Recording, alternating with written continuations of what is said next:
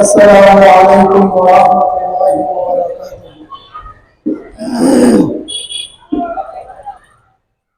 الحمد للہ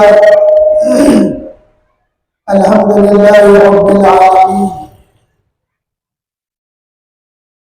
والصلاة والسلام على سید الاولین والآخرین، نبی الانبیاء والمرسلین،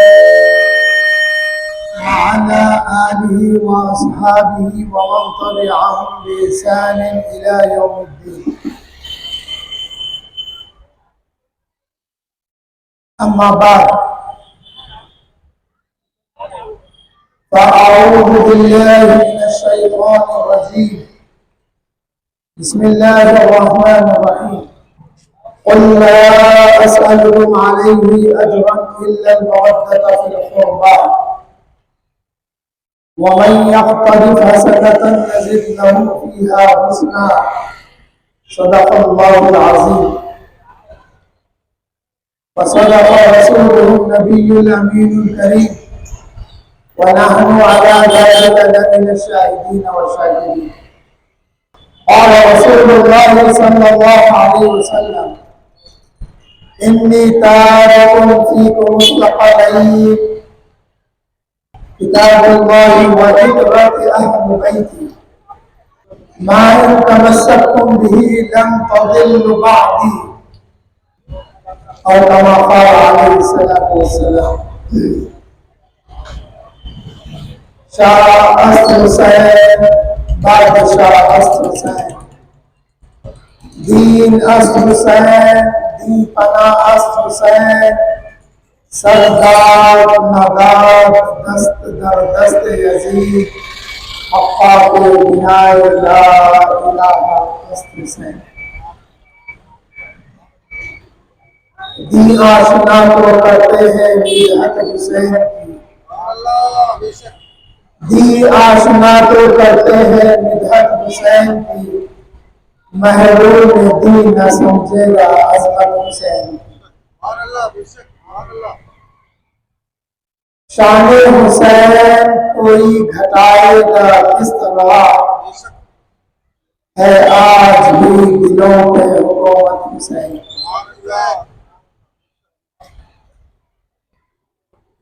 الحمدللہ پہلی محرم الحرام سے 10 روزہ جلسے ہائے شہادت حضرت سیدنا امام حسین و جمیع شہیدان کربلا رضوان اللہ علیہم اجمعین کے جلسوں کا 9واں جلسہ آج روبرو زین فنکشن ہال تالاب کٹا میں جملہ منعقد ہے. پچھلے 43 سال سے مرکزی مجلس اہل سنت والجماعت زیر صدارت آفتاب خطابت حضرت مولانا سید شجاعت علی سراج قادری قبلہ کی صدارت میں ہر سال محرم کے مہینے میں 10 روزہ جلسے منعقد ہوتے ہیں، اور ان جلسوں کے انعقاد کا مقصد اہل بیت کی محبت کو دلوں میں پیدا کرنا اور شہادت کے واقعات کے حقائق کو معلوم کرنا ہوتا ہے. فی زمانہ اہل بیت کی معرفت ہونا، اہل بیت کی پہچان ہونا، اہل بیت کے حقوق کے متعلق جاننا بہت ضروری ہے. حاضرین، اہل بیت کے حقوق میں سب سے پہلا حق جو بنتا ہے وہ اللہ جل شانہ قرآن کریم میں فرماتے ہیں: ذَلِكَ الَّذِي يُبَشِّرُ اللَّهُ عِبَادَهُ الَّذِينَ آمَنُوا وَعَمِلُوا الصَّالِحَاتِ. یہ وہ خوشخبری ہے جو اللہ تعالی اپنے بندوں کو دیتا ہے۔ اس آیت کریمہ میں اللہ جل شانہ نے یبشر اللہ عبادہ فرمایا، اپنے بندوں کو بشارت دیتا ہے۔ جس کو اللہ اپنا بناتا ہے اس کو یہ بشارت دیتا ہے، اور جن کے قلوب اس بشارت کو من و عن قبول کرتے ہیں وہی اللہ کے قریب ہے، وہی اللہ کے بندے شمار ہوتے ہیں۔ الذین آمنوا وعملوا الصالحات، جنہوں نے ایمان لایا اور نیک عمل کیے۔ نیک عمل میں کیا؟ نیک عمل اہل بیت کی مودت ہے اس آیت کریمہ میں۔ حاضرین و سامعین، جب آقا کریم صلی اللہ علیہ وسلم ہجرت فرما کر مکے سے مدینہ شریف تشریف لائے اور دن گزرتے گئے، انصار مدینہ نے دیکھا کہ بارگاہ رسالت میں دن میں جو کچھ مال و اناج جمع ہوتا ہے وہ شام ہونے تک ختم ہو جاتا ہے، رسول اللہ صلی اللہ علیہ وسلم کے لیے باقی کچھ نہیں رہتا۔ انصار مدینہ نے سوچا کہ ہم کچھ خاص کر رسول اللہ کے لیے جمع کرتے ہیں۔ یہ وہ انصار مدینہ ہے، صبح قیامت تک ایک مواخات کی مثال قائم کر دی جس کی نظیر نہ پچھلے دور میں ملی ہے نہ آنے والے دور میں ملی۔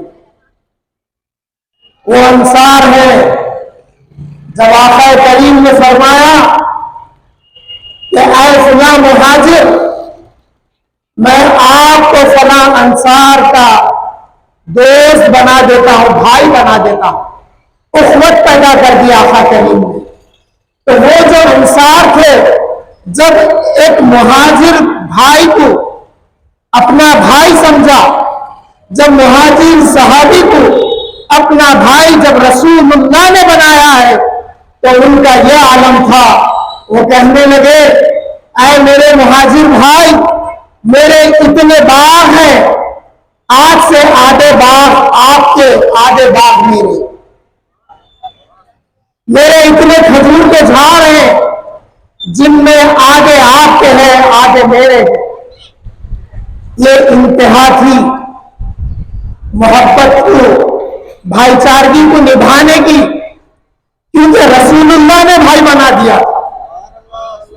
جس کا بھائی رسول اللہ کا بنایا ہوا ہو، اس کا ایمان اور عقیدہ یہ ہوتا ہے کہ میرے پاس جو کچھ ہے اس کا آدھا میرا ہے اور آدھا میرے بھائی کا ہے۔ یہی نہیں، انصار نے انتہا کر دی، انتہا یہاں تک کر دی، اپنے اس مواخاتی بھائی سے کہا اے میرے بھائی، میری ایک سے زیادہ بیویاں ہیں، آپ جس کو پسند کرتے ہیں میں اس کو طلاق دیتا ہوں اور آپ اس سے عقد کر لینا۔ یہ انتہا تھی محبت کی۔ پھر اس کا اجر انصار کو کیا ملا؟ آقا کریم صلی اللہ علیہ وسلم نے انتقال سے پہلے انصار کی محبت کے متعلق آقا نے تمام کو نصیحت کی، وصیت کی کہ ان کے حقوق کا خیال کرنا۔ پھر ایک موقع یہ آیا انصار صحابہ سے، آقا نے فرمایا اے انصاریوں سنو، جب دوسرے اپنے گھروں کو جائیں تو مال اور اونٹ لے کر جائیں، جب آپ اپنے گھر کو جائیں تو اللہ اس کے رسول کو لے کے جائیں۔ جب آقا کریم سے بشارت انصار مدینہ نے سنی تو عرض گزار ہوئے، یا رسول اللہ، ہم اس بات سے راضی ہیں کہ دوسرے اپنے گھروں کو مال اور متاع لے کر جائیں، ہم اپنے گھروں میں اللہ اس کے رسول کو لے کر جائیں۔ حاضرین و سامعین، انصار مدینہ نے آقا کریم صلی اللہ علیہ وسلم کے لیے، خاص آقا کے لیے مال جمع کر لیا، مگر اس دوران انصار مدینہ کی مجلسوں میں گفتگو ہوتی رہی، اور اس گفتگو میں ایک افتخار کی بات ہو گئی، ایک ناز کی بات کر گئے، ایک فخر کی بات کر گئے، وہ بات کر گئے جو بات نہیں کرنے کی تھی۔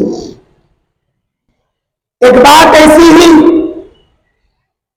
انصار سے جب ہوئی تو آقا نے بلا کر پوچھا، تو انصار مدینہ عرض کرے، یا رسول اللہ صلی اللہ علیہ وسلم، ہم نے ایسی بات نہیں کہی ہے، مگر جو ابھی ابھی دین اسلام میں داخل ہوئے ہیں ان سے یہ بات نکل گئی ہے، یا رسول اللہ، ہم جو خدیم الاسلام ہیں ہم نے ایسی بات نہیں کہی ہے۔ اسی طرح سے انصار مدینہ سے ایک بات ہو گئی کہ رسول اللہ صلی اللہ علیہ وسلم نے جب مکے میں اعلان نبوت کیا تو وہاں کے لوگوں نے جھٹلایا اور آپ کے گھر والے، آپ کے قبیلے والے آپ کا ساتھ نہ دیے، آپ کو چھوڑ دیا، اور جو ایمان لاتے ان کے ساتھ بڑی تکلیف دی جاتی، ان کو بڑی اذیتوں سے ان کو ٹارچر کیا جاتا، یہ بات کہہ رہے تھے۔ وہاں سے حضرت عبداللہ بن عباس رضی اللہ تعالیٰ عنہ کا گزر ہوا، آپ فرمانے لگے، اے انصار مدینہ سنو، یہ جو باتیں تم کہہ رہے ہو یہ ہوتی اپنی جگہ، مگر ایک فضیلت ہم کو یہ حاصل ہے کہ ہم رسول اللہ ہم میں سے ہے، ہمارا خاندان رسول اللہ کا خاندان ہے۔ اور ہوتے ہوتے یہ بات آقا کریم صلی اللہ علیہ وسلم تک پہنچ گئی۔ آقا انصار کی مجلسوں میں تشریف لے گئے اور پوچھنے لگے، اے انصار مدینہ، کیا تم نے یہ بات کہی ہے؟ اے انصار مدینہ، میں تم سے سوال کرتا ہوں، جواب دو۔ انصار مدینہ عرض گزار ہوئے، یا رسول اللہ، ہم آپ کے سوال کا کیا جواب دے سکتے ہیں؟ آپ اللہ کے رسول ہیں، اللہ کے نبی ہیں، آپ کے پاس رسالت کا علم ہے، اللہ کی وحدانیت کا علم ہے، یا رسول اللہ، ہم آپ کے سوال کا جواب کیا دے سکتے ہیں؟ حاضرین محترم، آقا کریم پوچھنے لگے، اے انصار مدینہ، تم نے کہا ہے کہ جب میں نے اعلان نبوت کیا تو اہل مکہ نے انکار کیا، میری بات پر لبیک نہیں کہا، میرے خاندان والوں نے جھٹلایا ہے۔ یہ باتیں آقا پوچھ رہے تھے، اور آقا نے پوچھا، تمہیں جو عزت حاصل ہوئی ہے، یہ عزت میرے مکہ سے مدینہ آنے کی وجہ سے تمہیں عزت حاصل ہے۔ جب یہ باتیں آقا پوچھنے لگے، انصار مدینہ ادب مصطفیٰ میں گھٹنوں کے بل زمین پر بیٹھ گئے، مال لے کے کھڑے ہوئے تھے، گھٹنوں کے بل بیٹھ گئے، اور وہ مال سرکار مدینہ آقا کریم صلی اللہ علیہ وسلم کے خدموں میں مال رکھتے ہوئے عرض کرنے لگے، یا رسول اللہ، ہمارا مال، ہماری جانیں، ہاتھ پھیلا کر کہنے لگے، ہمارے دائرے اختیار میں جو کچھ ہے وہ اللہ اس کے رسول کے لیے قبول فرمائے۔ ایمان لانے کے بعد جب ان سے نیک عمل ہو گیا، جب یہ عرض کر دیے یا رسول اللہ ہمارا مال، ہماری جانیں، ہمارے دائرے اختیار میں جو کچھ ہے وہ اللہ اس کے رسول کے لیے قبول فرمائیے، اس موقع پر اللہ تعالیٰ نے جبرائیل امین کو بھیج کر فرمایا اے میرے محبوب ان انصار صحابہ سے کہہ دو قل لا اسألکم علیہ اجرا الا المودۃ فی القربى، اے انصار مدینہ سنو، جو مال تمہیں اکٹھا کر کے میرے پاس حاضر کیے ہیں، میں یہ مال نہیں چاہتا، میں نے تم کو جو کچھ توحید و رسالت کا پیام دیا ہے، قرآن دیا ہے، ہدایتیں دیا ہے اور رسالت اور شریعت دی ہے تم کو، میں اس پر کوئی اجرت نہیں دیتا مگر یہ کہ الا المودۃ فی القربى، میرے قرابت داروں کے ساتھ محبت مودت کے ساتھ رہنا۔ آقا کریم صلی اللہ علیہ وسلم سے پہلے انبیاء علیہ السلام نے اپنی قوم سے کہا تھا، جب دعوت دین کی دی تو فرمایا تھا کہ ہم تم سے کوئی اجرت نہیں لیتے، ہمارا اجر اللہ عز و جل پہ ہے۔ پھر کیا بات تھی؟ اللہ نے فرمایا اے میرے محبوب آپ کہہ دو، یعنی میں آپ کو حکم دیتا ہوں، خود آیا یہاں پہ اللہ فرمایا اے محبوب میں آپ سے کہتا ہوں، آپ انصار سے بتا دو، آپ دنیا والوں سے بتا دو، آپ صبح قیامت تک اپنے امتیوں کو بتا دو کہ میں کہتا ہوں لا اسألکم علیہ اجرا الا المودۃ فی القربى، کہ تم سے کوئی اجرت نہیں لوں گا مگر میرے اہل بیت کی مودت کا مطالبہ کرتا ہوں۔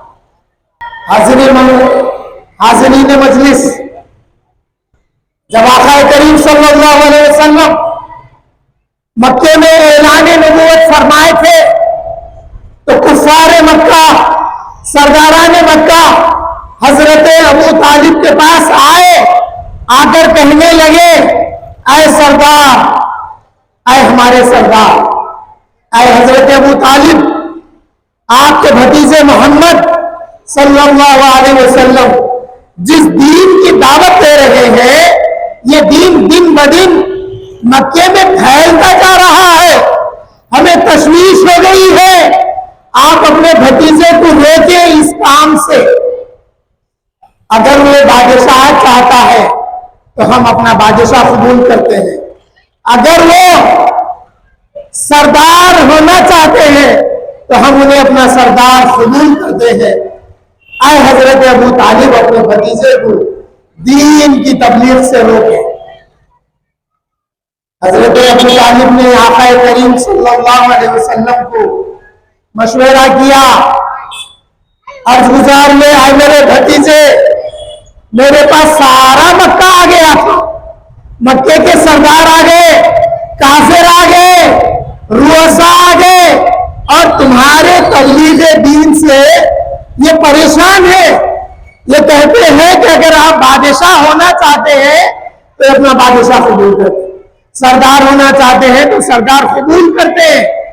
آقا کریم نے فرمایا اے میرے چچا، ان لوگوں کو بتا دو اگر میرے ایک ہاتھ میں چاند اور دوسرے ہاتھ میں سورج اگر یہ لا کے رکھ دے تب بھی میں اس کام سے باز آنے والا نہیں۔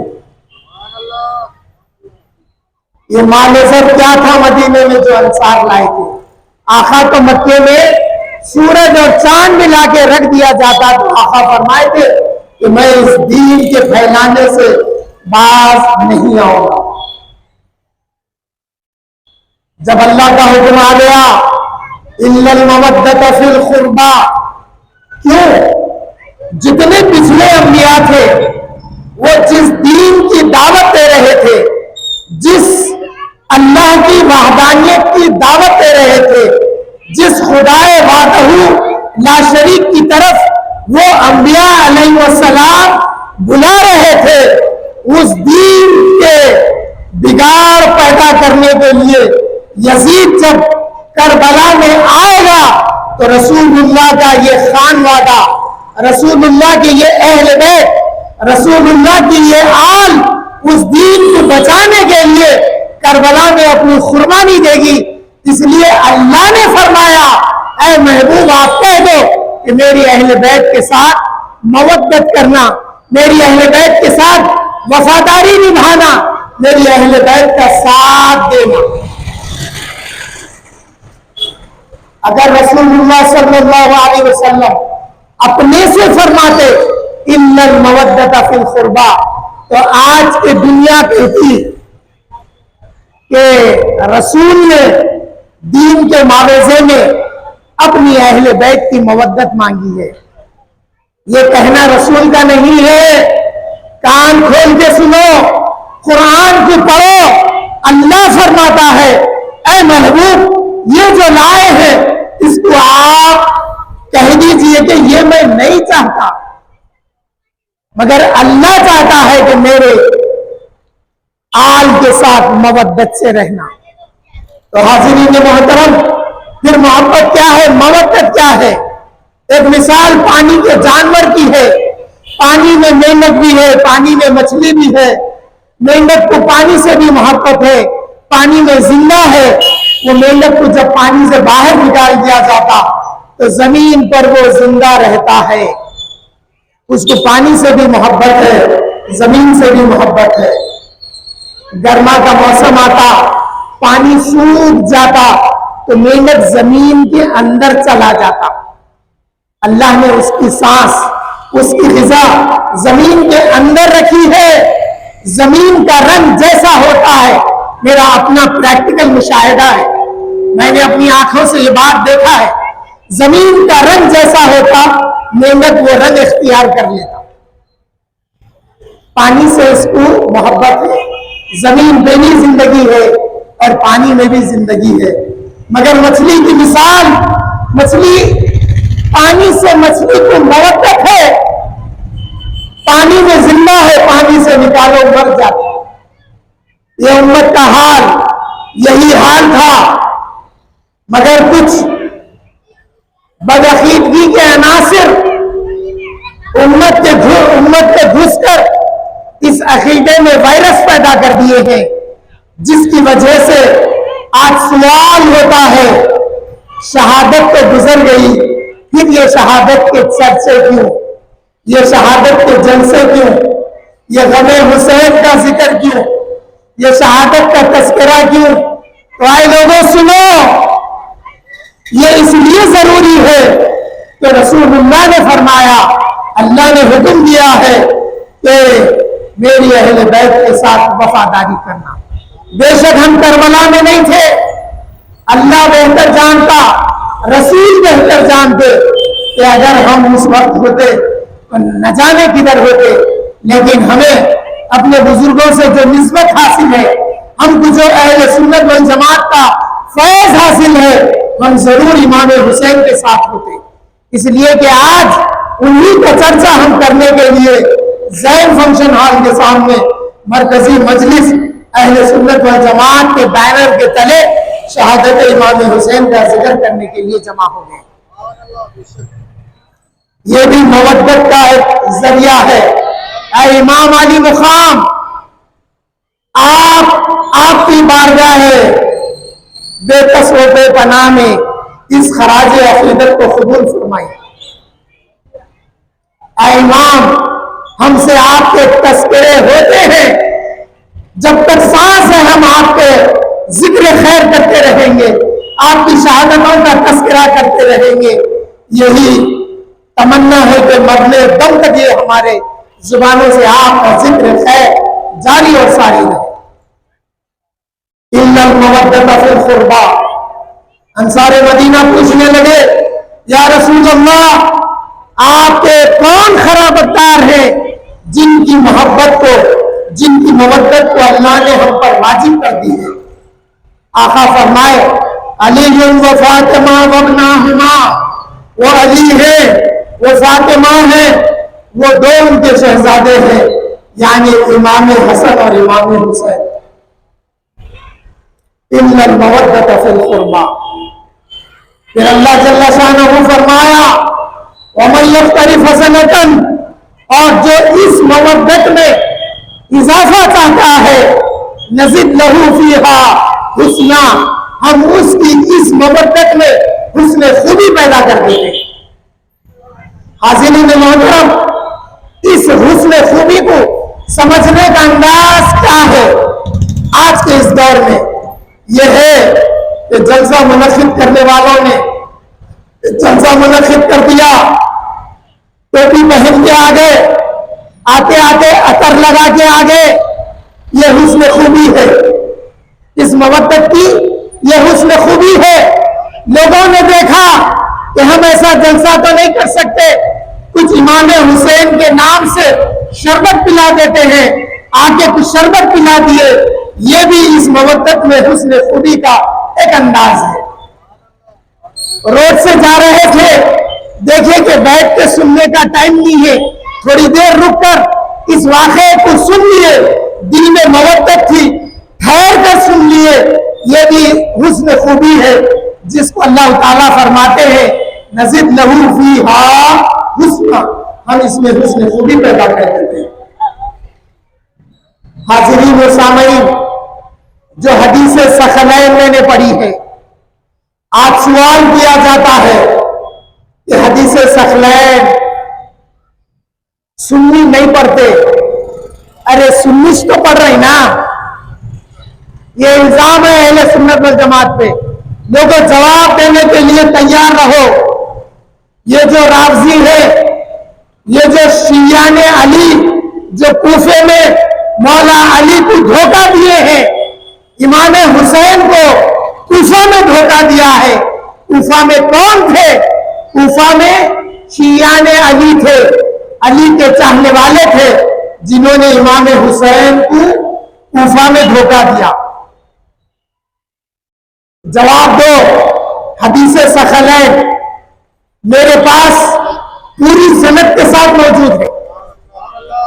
میرے پیر و مرشد میرے شیخ الحدیث عباس پاشا سے بحر العلوم حضرت محمد عبد القدیر صدیقی سے شاہ ولی اللہ محدث دہلوی تک، اور پھر وہاں سے حدیث ثقلین کی جتنی روایتیں ہیں وہاں تک ہمارے پاس سند ہے۔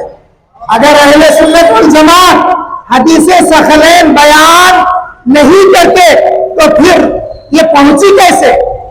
ہمارے ہی بیان کرنے کی وجہ سے پہنچی ہے۔ حدیث ثقلین کیا ہے؟ آقا حجۃ الوداع کے موقع پر میدان عرفات میں تقریباً 1,24,000 کم و بیش صحابہ کے درمیان میں وداعی خطبہ ارشاد فرما رہے ہیں۔ ان میں کی ایک اہم بات یہ بھی تھی، آقا فرمائے انی تارک فیکم الثقلین، اے میرے صحابہ سنو، میں تمہارے درمیان میں دو بھاری چیزیں چھوڑے جا رہا ہوں۔ ایک روایت میں آیا کہ یہ دو بھاری چیزیں ایسی ہیں جو ایک سے دوسری اور دوسری سے پہلی ایک دوسرے پر غالب ہے، ایک سے بڑھ کر ایک ہے۔ اگر قرآن دیکھتے ہو تو قرآن سے بڑھ کر میری اہل بیت نظر آئے گی، اور اگر اہل بیت دیکھتے ہو تو میری اہل بیت کی زندگی قرآن کا نمونہ نظر آئے گی۔ دونوں ایک سے بڑھ کر ایک ہے، نہ قرآن کم ہے نہ اہل بیت کم ہے، نہ اہل بیت کے سامنے قرآن کی اہمیت کم ہے نہ قرآن کے سامنے اہل بیت کی اہمیت کم ہے، دونوں برابر ہے۔ آقا فرمائے کتاب اللہ، وہ اللہ کی کتاب ہے، وَعِطْرَتِي اہل بیتی، اور عطرت رسول اللہ کا خانوادہ، رسول اللہ کی اہل بیت۔ پھر آقا فرمائے مَا إِن تَمَسَّكْتُم بِهِ لَن تَضِلُّوا بَعْدِي، اگر تم ان کو مضبوطی سے تھامے رہو گے تو تم گمراہ نہیں ہوگے۔ آقا کب فرمائے؟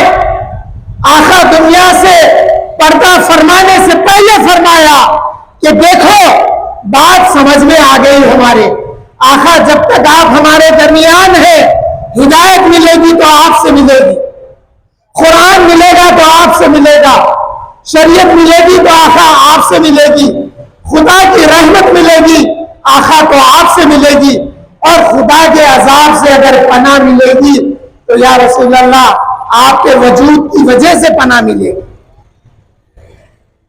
مگر آقا کے جانے کے بعد آقا فرمائے کہ میں تم نے جانے سے پہلے 2 چیزیں چھوڑے جا رہا ہوں، میرے بعد ان کو تھامے رکھنا، تم گمراہ نہیں ہوگے۔ جنہوں نے قرآن اور صحابہ کو تھامے رکھا وہ اہل بیت ہوئے، وہ صحابہ کرام ہوئے، وہ تابعین ہوئے، وہ تبع تابعین ہوئے، وہ محدثین ہوئے، وہ مفسرین ہوئے، وہ متکلمین ہوئے، اور وہ اولیاء امت ہوئے، وہ بحر العلوم ہوئے، وہ بانی جامع نظامیہ ہوئے، وہ حضرت عبداللہ شاہ صاحب قبلہ رحمت اللہ علیہ ہوئے، وہ بابا شرف الدین رحمت اللہ علیہ ہوئے، وہ اولیاء کرام ہوئے، اور وہ اہل سنت والجماعت کے حق 2 علماء ہوئے، ان میں آفتاب خطابت بھی علامہ سید شجاعت علی سراج قادری دامت برکاتہ العالیہ کو بھی مہمان تھا۔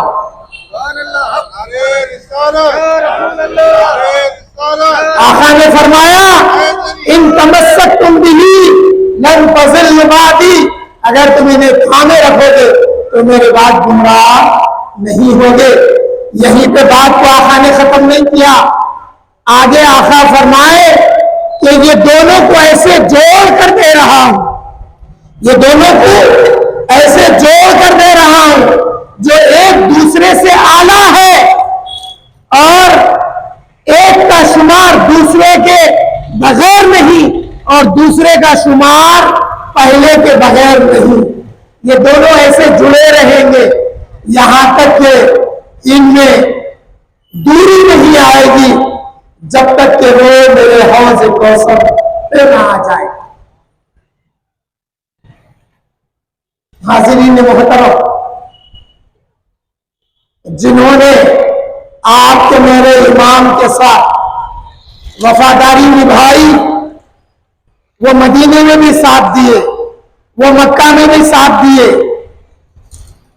وہ کوفہ میں بھی ساتھ دیے، اور جب کوفہ سے نکلے تو کربلا میں بھی انہوں نے ساتھ دیا، اس لیے کہ رسول اللہ کا یہ پیغام، رسول اللہ کی یہ نصیحت، رسول اللہ کی اپنی امت کے حق میں وصیت ان کو یاد تھی، اور آقا نے ایک موقع پہ فرمایا تھا اذکرکم اللہ فی اہل بیتی، اے صحابہ سنو میں تمہیں اللہ کا واسطہ دیتا ہوں میرے اہل بیت کے متعلق، اور ایک موقع پہ فرمایا کہ تم اپنے آپ کو دیکھو کہ تمہارا تعلق میرے اہل بیت سے کیسے جوڑے رکھو گے، میں تمہیں قیامت میں پوچھوں گا۔ اور پھر اہل بیت کی شان آقا نے فرمایا اے میری اہل بیت سنو، جو تم سے صلح کرے گا میں اس سے صلح کروں گا، جو تم سے لڑے گا میں اس سے لڑوں گا۔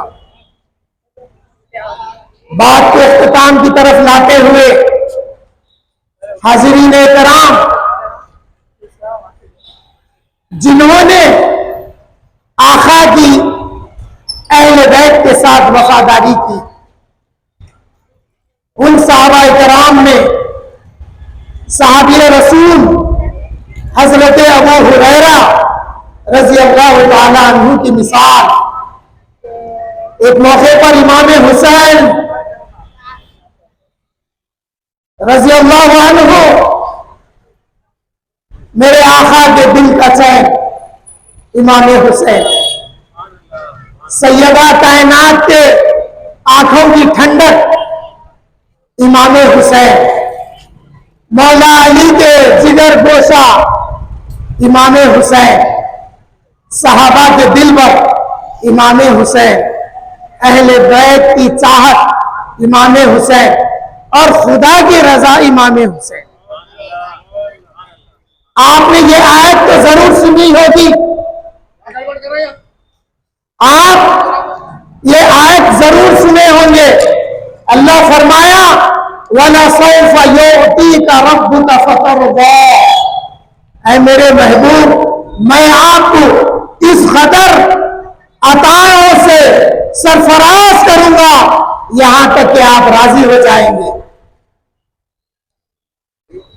اس کی تفسیر مفسرین نے کئی انداز میں بتائی ہے، مگر ایک تفسیر آقا کریم فرماتے ہیں اے میرے اہل بیت سنو، اللہ نے مجھ سے وعدہ کیا ہے کہ وہ مجھے میرے اہل بیت کے بارے میں اتنا عطا کرے گا، اتنا عطا کرے گا کہ میں اللہ سے راضی ہو جاؤں گا۔